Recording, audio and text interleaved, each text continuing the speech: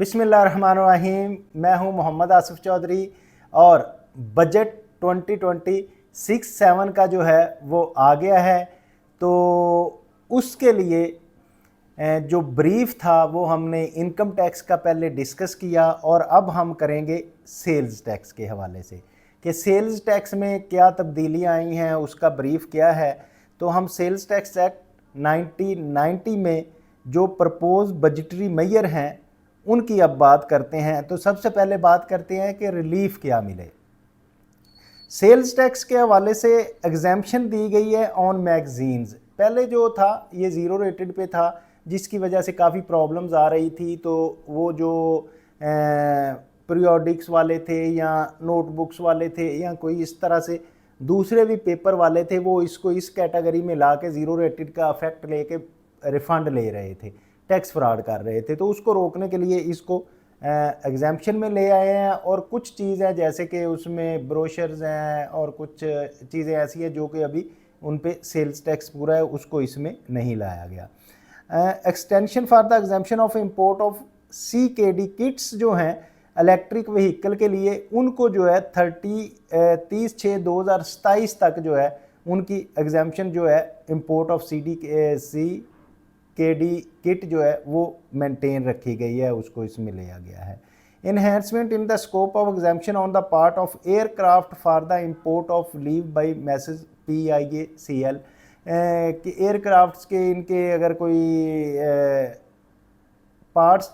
चाहिए तो उनको एग्जाम्पशन दे दी गई है। Withdrawal of exemption for sale tax on family planning devices, अगर कोई फैमिली प्लानिंग की हैं या लेडीज़ के यूज़ के कुछ पैड्स वगैरह हैं उन पे भी जो है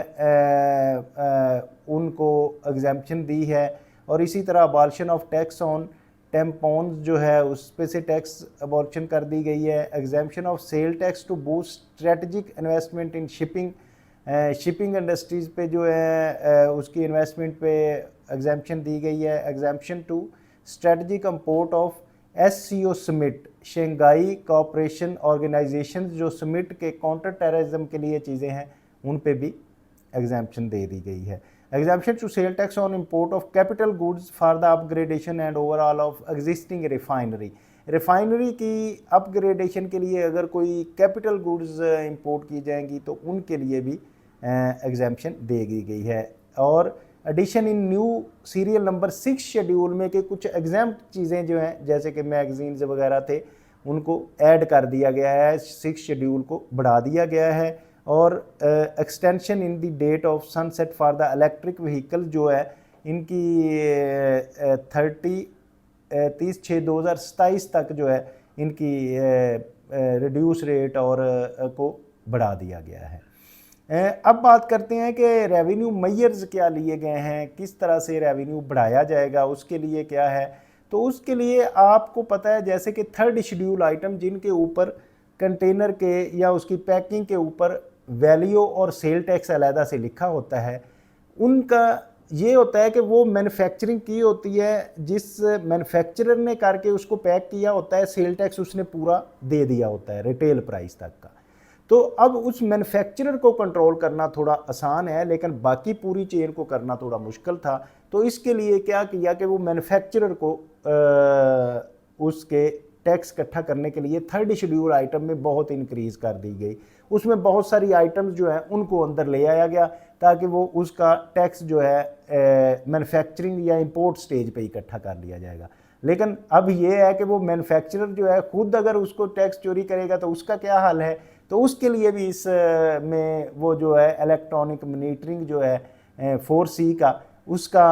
उसको ज़्यादा टाइट किया गया है ताकि ये है कि मैन्युफैक्चरर जो है ना वो ही ना सेल अपनी सप्रेस करे और कंज्यूमर से टैक्स लेके खुद खाता जाए। तो उसको भी अभी इस स्टेज में किया गया है। तो इसका ये है कि 3rd शेड्यूल की काफ़ी सारी आइटम्स उसमें डाल दी गई हैं। जब मैं कल मज़ीद आपको लॉ के मुताबिक चीज़ों को समझाऊंगा तो वो सारी चीज़ें उसमें एक्सप्लेन की जाएंगी। इस तरह withholding sales tax for the toll manufacturing for unregistered buyer, तो अब जो अनरजिस्टर्ड बायर है टॉल मैन्युफैक्चरिंग का उनके लिए ये कहा गया है कि आपने उनसे टैक्स विद हेल्ड करना है ताकि वो डॉक्यूमेंटेशन हो और डॉक्यूमेंट्स में आए। इसी तरह enhancement of the scope of withholding sale tax for AOPs and individual from unregistered person, जो एओपी और इंडिविजुअल अनरजिस्टर्ड पर्सन है उनसे भी टैक्स विद हेल्ड किया जाएगा। और imposition of recovery 3% value addition tax, ये कौन सा टैक्स है जो हम कमर्शियल इंपोर्टर को लगाते हैं at the stage of import, कि जब वो चीज़ इंपोर्ट कर रहा होता है तो 18% सेल टैक्स के साथ एक एडिशनल सेल टैक्स लगता है जो कि 3% होता है। वो इसलिए वो बेसिकली आउटपुट टैक्स की एक फॉर्म होती है कि जिसने जब आके बेचेगा तो एट लीस्ट इसमें 16 पॉइंट कुछ वैल्यू एडिशन जो है उसी को हम करके फिर कहते हैं जी अब आप जैसे भी इसको बेचो, वैल्यू एडिशन हमने बेसिकली उससे ले ली। अब लेकिन क्या होता था कि कुछ मैन्युफैक्चरर चीज़ों को इंपोर्ट कर लेते थे और फिर सेम स्टेटेड बेच देते थे, तो वो जाहिर है कि वो मैन्युफैक्चरर तो वो वैल्यू एडिशन टैक्स उधर नहीं देता था, तो 3% वो टैक्स का फ़र्क होता था, तो इंपोर्टर से उसको करके मार्केट में चीज़ सस्ती पड़ती थी, तो वो बेनिफिट उठा के ज़्यादा चीज़ मंगवाई, अपने मैन्युफैक्चरिंग में यूज़ की और बाकी वैसे बेच दी। अब जो उसके बगैर बेचते थे तो उस पे भी ये स्ट्रिक्ट किया जाएगा कि अगर सेम स्टेटेड गुड्स मैन्युफैक्चरर भी बेच रहा है तो वो 3% value added tax sale tax देगा। अच्छा, फिर एक और बड़ा ख़तरनाक आया जी, ये इसके लिए मैं समझता हूँ कि जो हमारे कंसल्टेंट हज़रात हैं जो रिटर्न फाइल करते हैं, वकला हैं या जिनकी रिटर्न फाइल होती है, उनको बड़ा कॉन्शियस होना पड़ेगा कि ये जो सेल्स टैक्स की रिटर्न है वो पहले अगर फाइल ऑन टाइम आप नहीं करते या फाइल ही नहीं करते तो उसके लिए 10,000 फ़ाइन था, अब बढ़ा के उसको 50,000 कर दिया गया है जो कि एक बड़ा फ़ाइन है। तो आपने उससे बचने के लिए अपनी रिटर्न ऑन टाइम फाइल करें, चाहे इनकम टैक्स की है चाहे सेल टैक्स की है। तो और पेनल्टीज़ भी ऐड किए गई हैं, rationalization of amount of penalty of certain offences and inclusion the 3 more offences in 33 section में कोई और जो है पेनल्टीज़ ऐड की गई हैं। तो वो जब मैं आपको लॉ के मुताबिक चीज़ें पढ़ा रहा हूँगा तो उसमें मैं सारी चीज़ें ये बताऊँगा। अच्छा, अब ये है कि हमने स्ट्रीम लाइनिंग मैयर्स क्या क्या है कि से टैक्सेस को किस तरह से स्ट्रीम लाइन करना है और कैसे ज़्यादा इकट्ठा करना है। तो उसके लिए सबसे पहले तो इंजर्शन की गई है definition of advance receipt advice की, कि अगर हम अमाउंट एडवांस रिसीट करते हैं तो उसकी किस तरह से एडवाइस की जाएगी। लैग्रोथम सेटलमेंट मैकेनिज़्म, ये जो है टोटल कंप्यूटराइज सिस्टम बनाया जाएगा जिसके ज़रिए आपको नोटिस का आना जाना, हेयरिंग का होना करना और रिकॉर्ड का जो है वो ऑनलाइन चेकिंग करना, ये सारा एक मैकेनिज़्म सेट किया जाएगा जिसमें इलेक्ट्रॉनिक इनवाइसिस सिस्टम को चेक किया जाएगा। नेशनल फेशियल सेंटर बनाए जाएंगे, जो मैंने इनकम टैक्स में भी आपको बताया था कि वो ऐसा सेंटर होगा जिसमें टैक्स पेयर और टैक्स मैन की आपस में कोऑर्डिनेशन नहीं होगी। जो भी नोटिस आएगा टैक्स पेयर को आएगा, वो पता नहीं होगा कि किसने भेजा है, कौन ऑफिसर है, और जो टैक्स पेयर होगा वो उसका रिप्लाई उधर ही तैयार करके उसको भेज देगा, उसे नहीं पता होगा कि किस टैक्स पेयर ने किस ऑफिसर को भेजा है, और हो सकता है कोई ऑफिसर पहले भेजने वाला और हो, चेक करने वाला और हो। तो इस तरह से जब आपस में इनका तल्लक नहीं होगा तो वो करप्शन रिड्यूस होगी और मैक्सिमम टैक्स जो है कलेक्शन जो है टैक्स कलेक्शन जमा होगी। तो इस तरह से ये नेशनल फेसलेस सेंटर बनेंगे। And production and monitoring system जो है, जैसा कि मैंने बताया कि प्रोडक्शन अगर 3rd शेड्यूल में हम डाल रहे हैं तो हमें उसको भी चेक करना है कि भाई आप प्रोड्यूस करके अगर 1 मिलियन प्रोडक्ट्स आपने गुड्स बनाई हैं तो वो ये नहीं है कि सेल टैक्स जो है वो 50 लाख पे दे दो, 5 लाख पे दे दो और 5 लाख जो है वो टैक्स के बगैर बेच दो। तो उसकी प्रोडक्शन की भी मॉनिटरिंग जो है वो इस सारे सिस्टम के तहत होगी। इसी तरह स्ट्रीमलाइन द डेफिनेशन और टियर 1 रिटेलर जो है, इसमें इंक्लूड किए गए हैं ऐसे रिटेलर जिनका 200 मिलियन और मोर एनुअल टर्नओवर होगा, यानी कि 20 करोड़ या उससे ज़्यादा जिसका टर्नओवर होगा वो टियर 1 रिटेलर में आएंगे, उसको शामिल कर लिया जाएगा। इसी तरह injection of an explanation for clarity in time of delivery of goods and receive. तो अब जो चीज़ों की डिलीवरी गुड्स जो है उनके लिए कि अवेलेबल फॉर सेल है, किस पोजीशन में है, कैसे है, तो इसकी टाइम ऑफ डिलीवरी के बारे में भी क्लियरिटी की गई है। Grant of power of the board outcome to function as a valuation of goods. अच्छा, अब ये जैसे कस्टम्स का जो इंपोर्टर है इंपोर्ट करते हैं या इनको जानते होंगे तो उनको ये इस चीज़ का पता होगा कि वैल्यूएशन ऑफ गुड्स की एक वैल्यूएशन रूलिंग्स होती है कि जो आप इंपोर्ट कर रहे हैं इंपोर्टर एक डिक्लेयर वैल्यू देता है। अगर वो डिक्लेयर वैल्यूएशन रूलिंग से कम है तो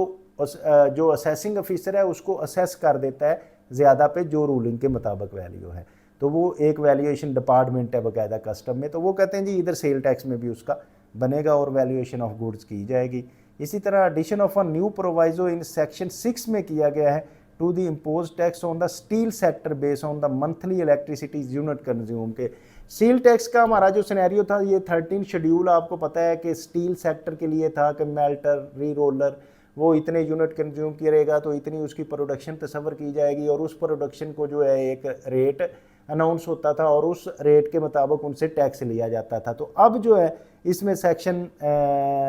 6 में चेंज की गई है कि उसमें जो इलेक्ट्रिसिटी जितनी कंज्यूम करेंगे उसकी बेस पे उनसे टैक्स लिया जाएगा। और फिर एडिशन इन न्यू प्रोवाइजो की गई है इन सेक्शन 8B में to enhance the decrease in limit of input tax adjustment. ये अगर आपको जो पहले कंसल्टेंट हजरात FBR के ऑफिसर्स और कुछ टैक्स पेयर भी इस चीज़ को जानते होंगे कि पहले जो हमारे थे रिटेलर वो अगर अपना POS के साथ इंटीग्रेट अपने आप को नहीं करते थे तो उनको 60% उसका इनपुट डिसअलाउ कर दिया जाता था। तो अब इसमें और लोगों को भी लाया गया है कि आपके जो है ना अगर आप इसके FBR की जो रिक्वायरमेंट जो है प्रिस्क्राइब्ड है उसको फुलफिल नहीं करेंगे तो आपका जो इनपुट जो है उसको रिड्यूस कर दिया जाएगा। बोर्ड में बाय नोटिफिकेशन इनिशियल कर reduce or enhance the limit provided in subsection of any registered person on the basis of compliance and non-compliance with the production monitoring के हवाले से अगर नहीं कोई करवाता अपनी प्रोडक्शन मॉनिटरिंग नहीं करवाता तो उसका इनपुट डिसअलाउ कर दिया जाएगा। डिजिटल इनवाइसिंग नहीं करता, ई बिल्टी नहीं करता, POS का तो पहले ही ऑलरेडी है, और any other electronic system prescribed by the board for the digital integration of the data के लिए। तो ये एक नया सेक्शन ऐड होया है और इसमें इंसर्शन की गई है प्रोविजन ऑफ सेक्शन 9 की for the adjustment through issuance of debit and credit note electronically के डेबिट और क्रेडिट नोट जो है उसके लिए इलेक्ट्रॉनिकली इसमें थोड़ा सा एडजस्टमेंट को चेंज की गई है, नई क्लास प्रोवाइजो डाली गई है। पहले ऐसे होता था कि कुछ लोग जो है ना अपना डेबिट और क्रेडिट नोट डाल के अपना इनपुट इनहेंस कर लेते थे तो उसमें से फेक इनवाइसेस करते जाते थे, उसको कंट्रोल करने के लिए। इसी तरह insertion of new section 11H for the faceless audit and assessment. आपको पता है कि सेक्शन 11 के जो आगे सब सेक्शन 11 के साथ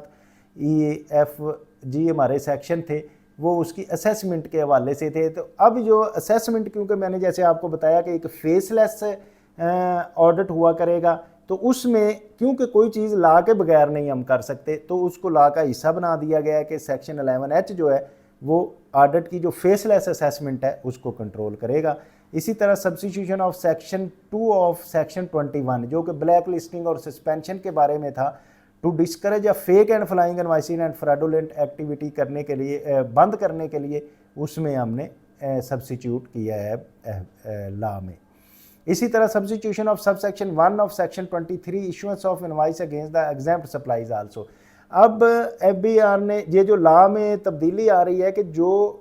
एग्जेम्प्ट सप्लाईज थी पहले उसको मेंशन किया जाता था या नहीं किया जाता था, तो अब ये है कि उसके लिए भी इनवाइस में वो बाकायदा आ गई है कि एग्जेम्प्ट सप्लाई जो होगी वो भी इनवाइस उसकी इशू की जाएगी। और फिर insertion of sub section 8A in section 25 section जो है वो ऑडिट का आपको पता है सेक्शन है। तो अब ऑडिट जो है ये अब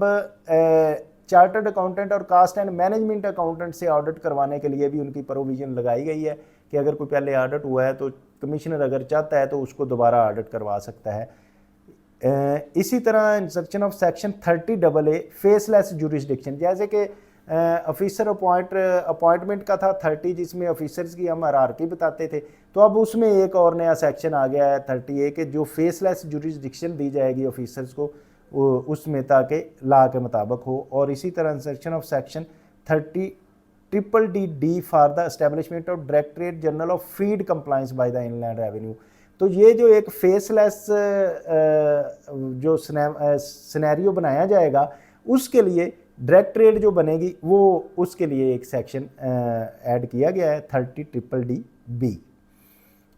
इसी तरह इंसर्शन है section 32C for the creation of national faceless centre. अब जो नेशनल फेसलेस सेंटर क्रिएट करना है तो वो सेक्शन 32C के तहत किया जाएगा। इसके बारे में एक नया सेक्शन आया है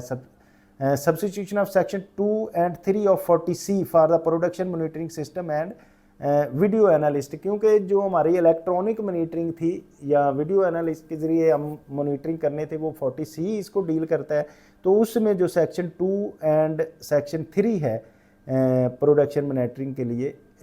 वो जो है सब्सिट्यूट किए गए हैं सब सेक्शन। इसी तरह addition of a new sub section 6 in section 40C, इसमें एक नया 40C में सेक्शन ऐड कर दिया गया है सब सेक्शन 6, जो कि seizure and confiscation of goods without affixing tax stamp and stickers, कि जब उसकी मॉनिटरिंग के लिए उस पर स्टिकर्स या टैक्स स्टैंप, जो हमने ट्रैक एंड ट्रेस सिस्टम में आपको कई दफ़ा लेक्चर्स में बताया है कि वो अगर नहीं लगाएगा तो उस पर क्या होगा कि उसकी चीज़ें कॉन्फिस्केट कर ली जाएंगी, कि जैसे कस्टम्स की जाती थी ना, और ये गाड़ी समेत होंगी इसमें, जो मैं कल पोला का पढ़ रहा था कि गाड़ी भी उसमें कॉन्फिस्केट हो जाएगी। और फिर वो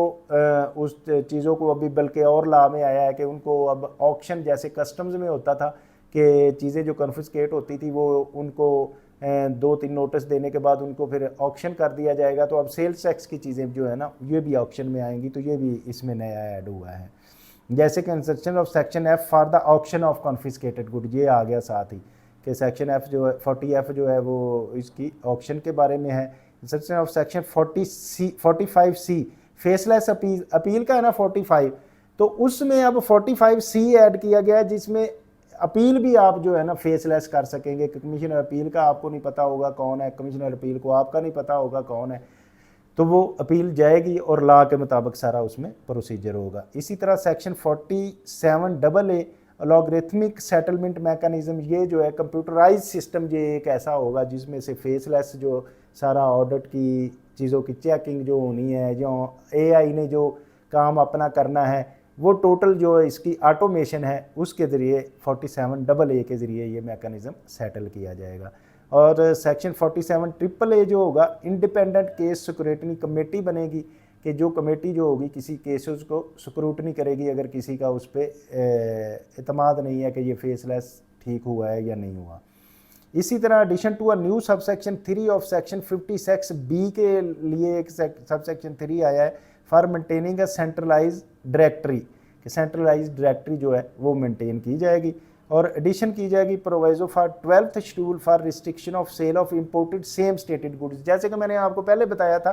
कि वो जो सेम स्टेटेड गुड्स हैं वो कमर्शियल इंपोर्टर से तो हम 3% वैल्यू एडेड टैक्स ले लेते हैं, लेकिन अगर मैन्युफैक्चरर उसको लेके इंपोर्ट कर रहा है और फिर वो बाहर बेच देता है सेम स्टेटेड, तो उससे हम एक्स्ट्रा 3% टैक्स लेंगे। तो ये शेड्यूल 12 हमारा इसके रिलेटेड है, तो इसमें की जाएगी। तो ये नेक्स्ट हमारे जो आए हैं फेडरल एक्साइज के, तो यहाँ तक हमारा था सेल्स टैक्स के हवाले से, कि सेल्स टैक्स में हमारे बजट में क्या क्या मैयर्स लिए गए हैं, रेवेन्यू रिलीफ क्या दिया गया है, रेवेन्यू मैयर की है क्या हैं, और स्ट्रीम लाइन किस तरह से करना है। तो ये सारी चीज़ें मैंने आपको बताई हैं, तो उम्मीद है आप इसको समझ गए होंगे, और दूसरे अपने जानने वालों को समझाने के लिए इसको लाइक शेयर और सब्सक्राइब करेंगे, ताकि जैसे हमारी पहले बातें अहकाम बाला तक पहुंची हैं ये बात भी हमारी अहकाम बाला तक पहुंचेगी, ताकि हम अगर कोई पॉलिसी मेकर से चाहते हैं कि वो पॉलिसी फेवरेबल बनाई जाए, जैसे कि हमारी जो लेक्चर सारे साल अगर आप हमारे सुने, तो वो यही चीज़ें थी जो हमने रिक्वेस्ट की थी पॉलिसी मेकर से, और पॉलिसी मेकर ने इस पर अपना हमें, मैं समझता हूँ कि वो हमारी बात सुनी गई और उसके बजट वैसा आया जैसे हम रिक्वायर करते थे हर अपने लेक्चर में। जहाँ रहिए खुश रहिए। Thank you very much.